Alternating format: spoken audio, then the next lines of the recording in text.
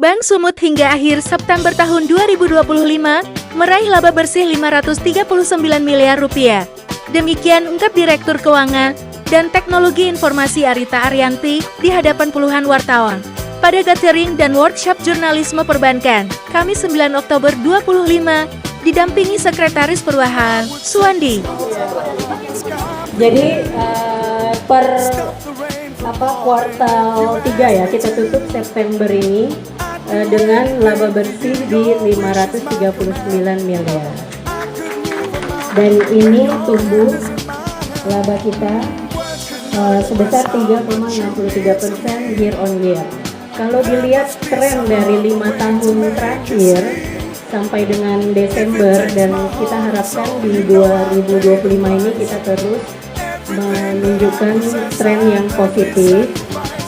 Pertumbuhan aset kita itu year on year September ini mencapai 7,58%. Oke. Dan total funding dana pihak ketiga ini cukup besar di 9,8%.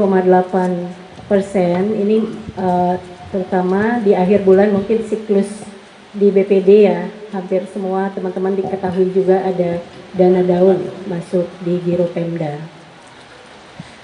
Namun demikian, penyaluran kredit dan pembiayaan kita juga positif di angka 7% year on year.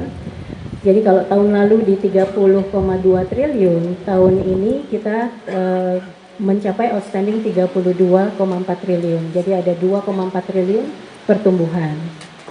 Profit tadi disampaikan tumbuh dari 520 tahun lalu ke 539, dan tahun ini, akhir tahun ini kita punya target di angka 753 ya miliar.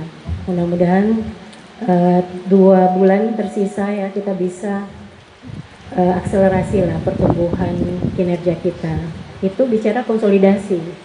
Kalau bicara syariah ini cukup menggembirakan karena syariah kita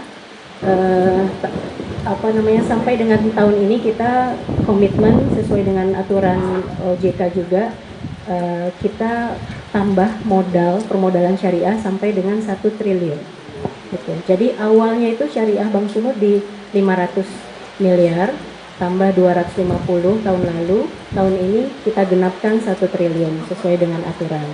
Artinya kita juga perlu memiliki strategi pengembangan unit usaha syariah ke depan, karena memang baseline-nya masih kecil.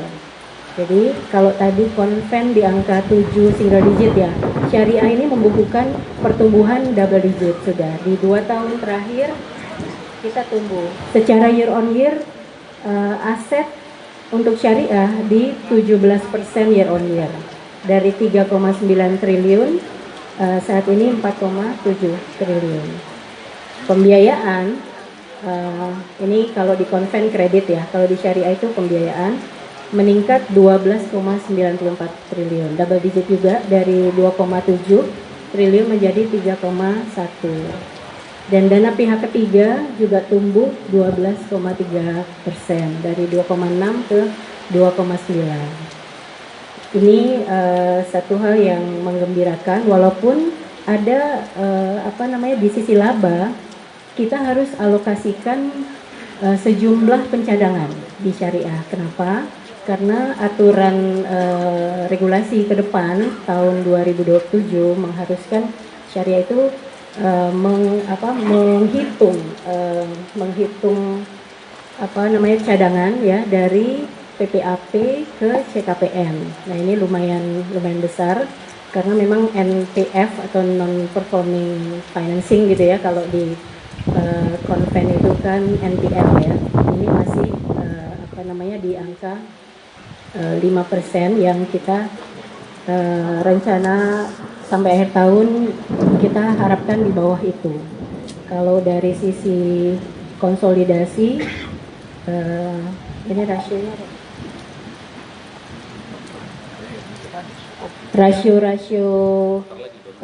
secara umum tadi mengenai NPL memang agak naik sedikit nih, terjadi beberapa penurunan kualitas aset ya. Tapi secara umum ROE kita atau ROA itu masih cukup baik. ROE di 16,4%. Artinya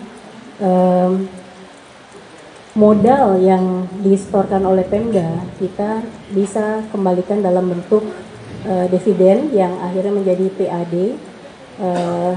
dan itu secara return on equity-nya di angka 16%. Kalau dividen yield masih di atas 20 ya.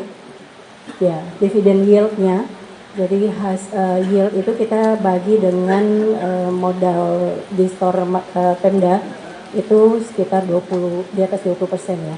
Ya, 25%.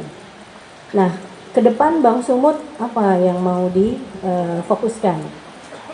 Sama seperti tahun sebelumnya, kita punya pilar-pilar strategi yang muaranya adalah bertransformasi secara bisnis ya.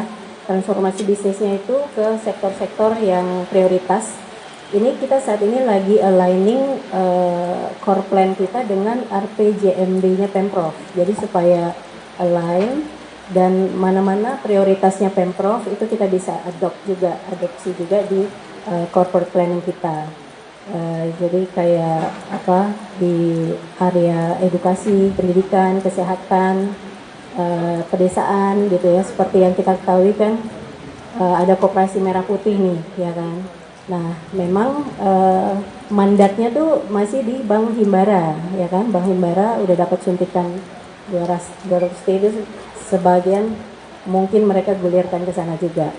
Dan sebagai bank daerah kita juga lihat peluang itu.